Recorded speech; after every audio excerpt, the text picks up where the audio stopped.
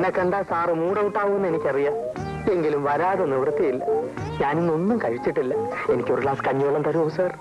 അതിന് ഇത് ഹോട്ടലൊന്നും അല്ല. ഹോട്ടൽ അല്ലെങ്കിൽ ഒരു വീട്ടലല്ലേ സാർ? അല്ല, വീടല്ലേ സാർ? ഇവിടെ ആരുമില്ല, എല്ലാരും വെക്കേഷന് പോയിരിക്കുക. ഞാൻ ആഹാരം കഴിക്കുന്ന പോലെ ഹോട്ടലിൽ നിന്നാ. അയ്യോ സാർ, സാറ് ഹോട്ടലിൽ നിന്നാണ് ആഹാരം കഴിക്കുന്നത്? നല്ല വയറല്ലേ സാർ? എന്തിനാ അത് കേടാക്കി കളയുന്നത്? സാറിന് നല്ല ഒന്നാന്തരം ചാപ്പാട് ഞാൻ ഉണ്ടാക്കി തരാം. ഈ സുഗുണേന്ദ്രൻ ഉണ്ടാക്കി തരാം. വേണ്ട വേണ്ട, ഇവിടെ പാചകക്കാരൊക്കെ ഉണ്ട്. വെക്കേഷൻ പാർട്ടി തിരിച്ചു വരുമ്പോ അവരൊക്കെ വന്നോളൂ. അവര് വന്നോട്ടെ സാർ, അതുവരെ ഞാൻ പാചകം ചെയ്യാം. അതുകൊണ്ടുള്ള ഗുണങ്ങൾ പലതാണ്. ഒന്ന്, സാറിന് നല്ല ആഹാരം കഴിക്കാം.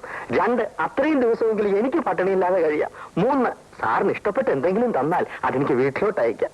തൊഴിലില്ലാത്ത ഒരു അഭ്യസ്ത വിദ്യന്റെ ദയനീയമായ അപേക്ഷയാണ് സാർ. സാർ എന്നെ കൈവടിയരുത്. അതിരിക്കട്ടെ, തനിക്ക് പാചകം ചെയ്യാൻ അറിയോ? എന്നോട് ഈ ചോദ്യം ചോദിച്ചാൽ തീരെ ശരിയായില്ല. സാർ എന്നെ ഒന്ന് പരീക്ഷിച്ച് നോക്കണം. ഞാൻ നല്ല ഒന്നാന്തരം പാചകക്കാരനാണ് സാർ, അവാർഡ് പാചകക്കാരൻ. പിന്നെ റെക്കമെൻഡ് ചെയ്യാൻ ആളില്ലാത്തതുകൊണ്ട് എനിക്ക് അത് ഇതുവരെ കിട്ടിയില്ല. ശരി, തന്നെ ഒന്ന് പരീക്ഷിച്ച് നോക്കിയിട്ട് ബാക്കി കാര്യം. വാ, മതി മതി, തൊഴിൽ മതി, വാ.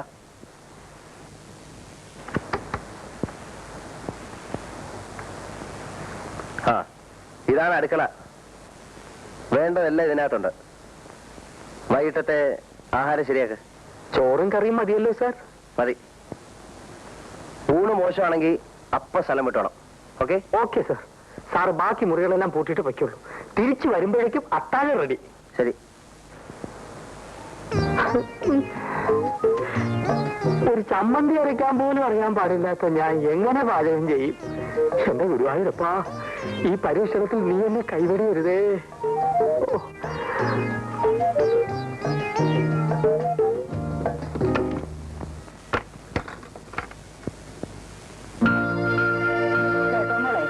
നിന്റെ അച്ഛന്റെ കൈയും പിടിച്ച് ഞാൻ പാലക്കയെ കൂടെ വരികയായിരുന്നു.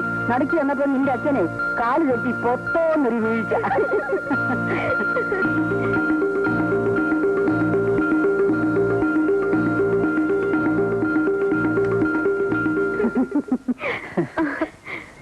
എന്നെ രക്ഷിക്കണം, ഈശ്വരനെ ഓർത്ത് എന്നെ രക്ഷിക്കണം. നിങ്ങൾ ആരാ? ഞാൻ സുഗുണേന്ദ്രൻ. എന്തുണ്ടായി?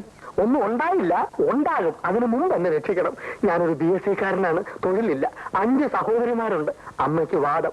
അച്ഛൻ വേറെ പെണ്ണ് കെട്ടി മൂലമറ്റത്തേക്ക് പോയി. എന്നെ കൈവിടരുത്. നിങ്ങൾ എന്തൊക്കെയാണ് പറയുന്നത്? ഒത്തിരി കാര്യങ്ങൾ പറയാനുണ്ട്, എല്ലാം പ്രധാനപ്പെട്ടതാണ്. താനും ഏതാദ്യം പറയണമെന്ന് ഒരു നിശ്ചയമില്ല അമ്മജി. നിങ്ങൾ എവിടുന്നാ വരുന്നത്? ദോ ആ ബംഗ്ലാവിൽ നിന്ന്. അവിടുത്തെ അരിവെപ്പുകാരനായിട്ട് ഇപ്പൊ ഒരു നിയമനം കിട്ടി. ആ തൊഴിൽ മാത്രം എനിക്ക് അറിഞ്ഞുകൂടാ. എന്നെ അതൊന്ന് പഠിപ്പിച്ചു തരണം. പഠിപ്പിച്ചു തരാനോ? അത് കൊള്ളാം. ഇന്ന് രാത്രിയിലത്തെ ഊണ് കലക്കിയാൽ ഞാൻ രക്ഷപ്പെട്ടു. പിന്നെ തട്ടിയും മുട്ടിയൊക്കെ നിന്നോളാം. ഈശ്വരനെ വിചാരിച്ച് എന്നെ കൈവിടരുത് അമ്മച്ചി. എന്ന് പറഞ്ഞാൽ കാലില്ലാത്ത എനിക്ക് എന്ത് ചെയ്യാൻ കഴിയും? അയ്യോ, കാലെവിടെ പോയി അമ്മച്ചി? ഒരു കാറപകടത്തിൽ മുറിഞ്ഞു പോയി മോനെ. ഈ കൊച്ചിനോ? എനിക്ക് കാലുണ്ട്. ഓ ദൈവാധീനം, ഒന്ന് സഹായിച്ച കുഞ്ഞെ, മോക്ഷം കിട്ടും. പിന്നെ വേറൊന്നും വേണ്ടേ? അമ്മേ, അമ്മയുടെ മകനാണെന്ന് കരുതിയാ മതി അമ്മേ. എന്റെ ശരീരത്തിൽ ചോരയില്ല അമ്മേ. ആശുപത്രിയിൽ ചെന്ന് ചോര വിറ്റാണ് അമ്മേ ഓരോ സ്ഥലത്തും ഇന്റർവ്യൂവിന് പോകാനുള്ള പണം ഞാൻ ഉണ്ടായിക്കൊണ്ടിരുന്നത്. അവസാനത്തെ പ്രാവശ്യം ചോര വിൽക്കാൻ ചെന്നപ്പോ ഡോക്ടർ എന്നെ പിടിച്ച് ആശുപത്രി കിടത്തി. ശരീരത്തിൽ ചോരയില്ല അമ്മേ. അവിടുന്ന് ഒളിച്ചോടി പോന്നവനാണ് അമ്മേ ഞാൻ. ഈ അരിവെപ്പ് ജോലിയെങ്കിലും എനിക്ക് കിട്ടിക്കോട്ടെ അമ്മേ. ഒന്ന് സഹായിക്കാൻ പറയണേ. മോളെ, വിദ്യാഭ്യാസമുള്ള ഒരു പയ്യനല്ലേ, ഒന്ന് സഹായിച്ചു കൊടുത്തേര്. അരിവെപ്പുകാരനായിട്ടെങ്കിലും ജീവിച്ചോട്ടെ. അത് ശരിയാണോ അപ്പച്ചി? വല്ലവരുടെ അടുക്കള കയറി അവരറിയാതെ പാചകം ചെയ്യാന്ന് പറഞ്ഞാൽ ഒരു നല്ല കാര്യത്തിന് വേണ്ടിയല്ലേ മോളെ? എന്നാലും അവരറിഞ്ഞ മോശമല്ലേ അപ്പച്ചി? അവരറിയാതെ ഞാൻ നോക്കിക്കൊള്ളാം. സാറ് കളി കഴിഞ്ഞ് വരുന്നതിന് മുമ്പേ കുഞ്ഞിരിഞ്ഞ് പോരാം. ഒന്ന് സഹായിക്കുഞ്ഞേ പ്ലീസ്. ചെല്ലു മോളെ, ഇനി എന്തായാലും മടിയൊന്നും പറയണ്ട, ചെല്ലേ. എനിക്ക് തീരെ ഇഷ്ടമുള്ള കാര്യമില്ല. എന്നാലും അപ്പച്ചി നിർബന്ധിക്കുന്നോണ്ട് ഞാൻ പോകാം. ഓ എന്റെ ഗുരുവായൂരപ്പാ, വന്നട്ടെ കുഞ്ഞേ, വന്നട്ടെ. ചെല്ലേ.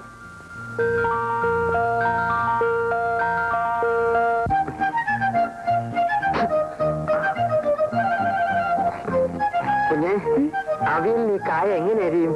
തൊലി കളഞ്ഞ് ഇത്രേശം നീളത്തിൽ കഷ്ണിച്ചെടുക്കൂ. അരി എന്തോ നോക്കൂ.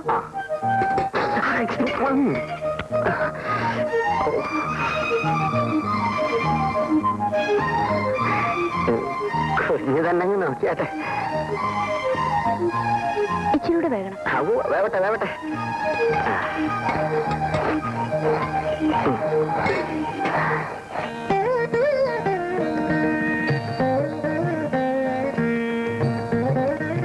സുഗുണേന്ദ്ര, താൻ ആള് കൊള്ളാലോടോ. സമയം തീരെ ഇല്ലാതെ പോയി. അല്ലെങ്കിൽ എന്തെങ്കിലും കൂടിയൊക്കെ. ഇനിയും വിഭവങ്ങളോ? ഇത് തന്നെ വളരെ കൂടുതൽ. എല്ലാം തിടുക്കത്തിലായിരുന്നു. കറികളൊന്നും ശരിയായിട്ടുണ്ടാവില്ല. ഇതിനേക്കാൾ നല്ല കറികളോ? ഉഗ്രൻ ഉഗ്രൻ. അത് സാർ ഒരു തങ്ങാക്ക് പറഞ്ഞാണെന്ന് എനിക്കറിയാം. അങ്ങനെയല്ല സുഗുണേന്ദ്രൻ,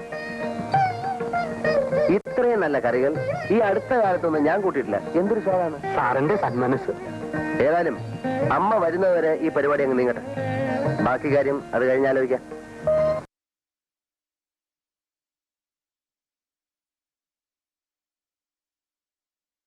ആളൊരു പാവാണെന്ന് തോന്നുന്നു. അവനെ കണ്ടിട്ട് ബോംബെയിലുള്ള എന്റെ മോൻ ശ്രീധരനെ പോലിരിക്കുന്നു. ശരിയാ അപ്പച്ചി, അയാൾക്ക് ശ്രീയേട്ടന്റെ മുഖച്ചായുണ്ട്. എങ്ങനെയെങ്കിലും രക്ഷപ്പെടട്ടെ. ഒന്ന് ജീവിച്ചു പോകണമെങ്കിൽ എന്തെല്ലാം വേഷം കെട്ടണം. മോള് കിടക്കുന്നില്ലേ? നേരം ഒത്തിരിയായി.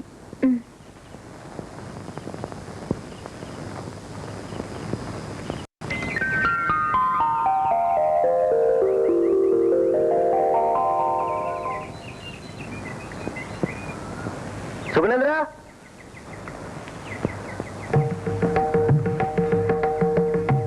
സാർ, ഇന്ന് ഉച്ചയ്ക്ക് എങ്ങനെ?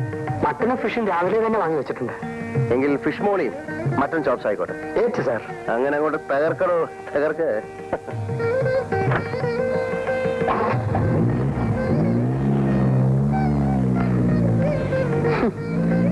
ഫിഷ് മോളി മട്ടൻ ചാപ്സും വേറെ ഒന്നും വേണ്ട.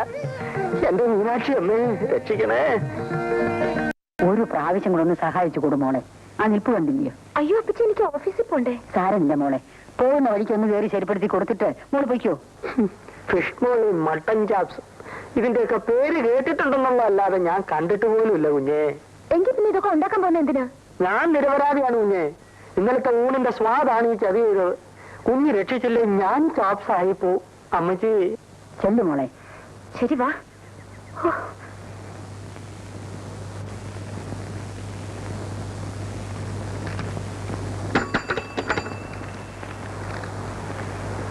ഗീത വരാൻ പറയും.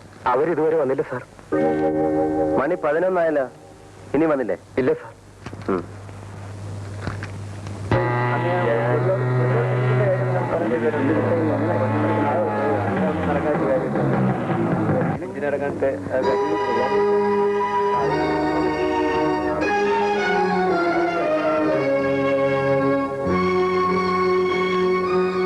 ഗീതേ, 1.5 മണിക്കൂർ ലേറ്റാണല്ലോ. ലേറ്റ് മാർക്ക് ചെയ്യണം. ഏതായാലും സാറിനോട് ചോദിച്ചിട്ട് ഒപ്പിട്ടാ മതി.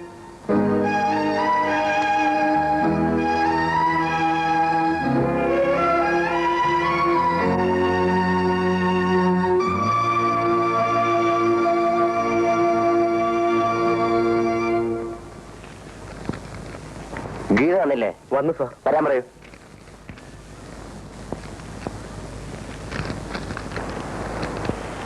സാറ് വിളിക്കുന്നു.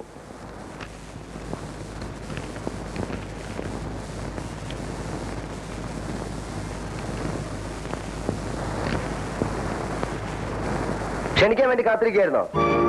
എന്താ താമസേ? ചോദിച്ചിട്ടില്ലേ എന്താ താമസെന്ന്? വീട്ടിൽ നിന്ന് പോരാൻ കുറച്ച് വൈകി. വൈകിയെങ്കിൽ വീട്ടിൽ തന്നെ ഇരിക്കണം. ഇത് സർക്കാർ ഓഫീസാണ്. അണിഞ്ഞൊരുങ്ങി എപ്പോഴെങ്കിലും ഇങ്ങോട്ടാ പോരാ. കൃത്യസമയത്ത് ഉദ്യോഗം ഭരിക്കാൻ ഇറങ്ങിയിരിക്കുന്നു. ഇന്നിന് നിങ്ങൾ ജോലി ചെയ്യണ്ട. ലീവ് എഴുതി കൊടുത്തിട്ട് പോകും. ലേറ്റ് മാർക്ക് ചെയ്താൽ മതിയെന്ന് സൂപ്രണ്ട് പറഞ്ഞത്. അത് സൂപ്രണ്ടല്ല നിശ്ചയിക്കേണ്ടത്. പോണം. പോയി ലീവ് എഴുതി കൊടുത്തിട്ട് പോയിക്കോളൂ. കരച്ചിലൊക്കെ വീട്ടിൽ ചെന്നിട്ട് മതി. ഇവിടെ വന്ന് കാണാൻ ആരുമില്ല. പോണം.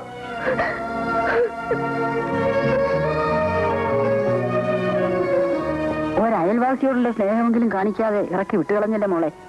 ലേറ്റ് മാർക്ക് ചെയ്തിട്ട് ജോലി ചെയ്യാൻ സൂപ്രണ്ട് സാർ പറഞ്ഞതാണ്. എന്നിട്ട് മോൾ എന്താ ജോലി ചെയ്യാഞ്ഞത്? അദ്ദേഹം സമ്മതിക്കണ്ടേ അപ്പച്ചി? ഇവിടെ ഇരുന്ന് ഞാൻ അണിഞ്ഞിരുന്നായിരുന്നു അത്ര. എന്ത് പറഞ്ഞാലും എനിക്ക് സത്യം പറയാൻ ഒക്കുവോ? സത്യം പറഞ്ഞാൽ സുഗുണേന്ദ്രനല്ലേ കുഴപ്പം? പോട്ടെ മോളെ, ഒരുത്തിനൊരു ജോലിക്ക് വേണ്ടിയല്ലേ.